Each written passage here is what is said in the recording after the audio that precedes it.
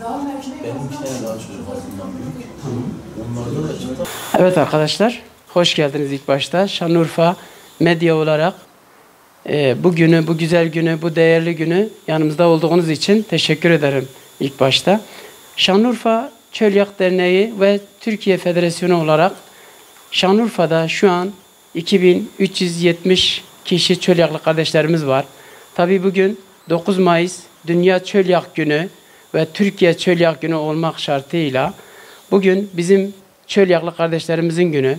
Bunun için bugün çok değerli bizim için. Glutensiz beslenen kardeşlerimiz için çok değerli. Tabii ki Türkiye çapından sorarsanız kaç tane Çölyaklı kardeşlerimiz var? Şu an 152 bin Çölyaklı kardeşlerimiz var. Bunun için bunlar her zaman bizim için değerli, bizim için sağlık bakımında çok değerli ve glutensiz beslenmesi için biz bu kardeşlerimizin yanındayız her zaman. Bugün Dünya Çölyak Günü olmak şartıyla, müsibetiyle biz bugün bizim Çölyaklı kardeşlerimiz için çok değerli bir gün. Bunun basın olarak ve medya olarak bunu bizim bürokratlarla ve Türkiye'deki devletimizden biz ne bekliyoruz? Bunu her zaman neyi beklemek zorundayız? Çölyaklı kardeşlerimizin yanında olmaları için gönülden bekliyoruz. Bunun yanında tabii ki şu an masada görmekteyiz. Bu glutensiz beslenen Çölyaklı kardeşlerimiz, bu ürünler çok yüksek derecede maliyetli bir fiyatla alınıyor.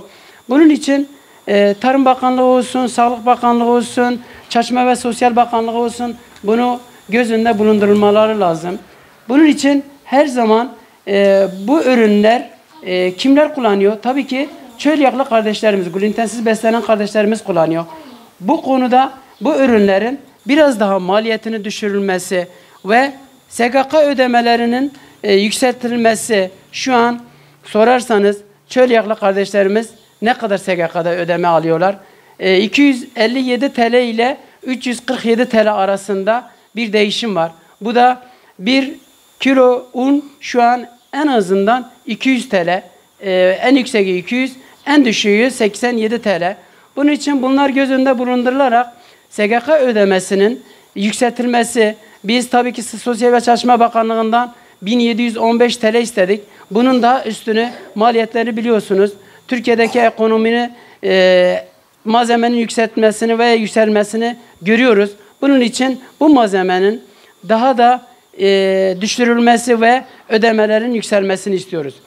Tabii Hasan Doğan olarak Şanlıurfa'da bu hizmeti 2370 kişinin hizmetini elimizde gelinceye kadar ve dernek olarak ve yönetimdeki şu an arkadaşlarımız yanımızda ve Çölyaklı kardeşlerimiz yanımızda.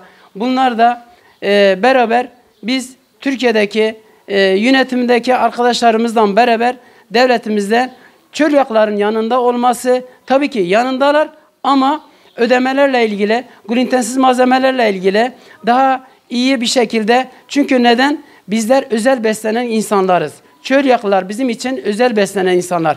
Bu özel beslenen insanlar da glutensiz ürünler çok yüksek maliyetinden değerlendiriliyor. Bunun için biz devletimizde bunu bekliyoruz.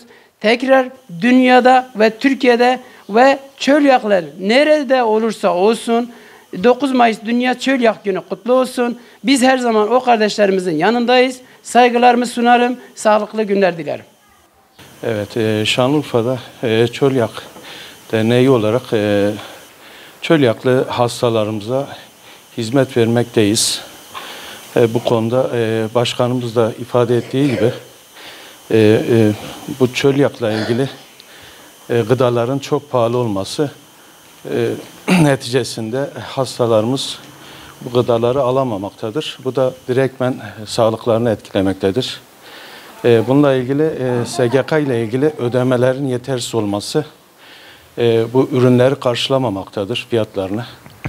Bundan dolayı SGK ödemelerinin yükseltilmesi elzemdir, olması gereken bir uygulamadır. Bu konuda hükümetimizden yükseltilmesini talep etmekteyiz.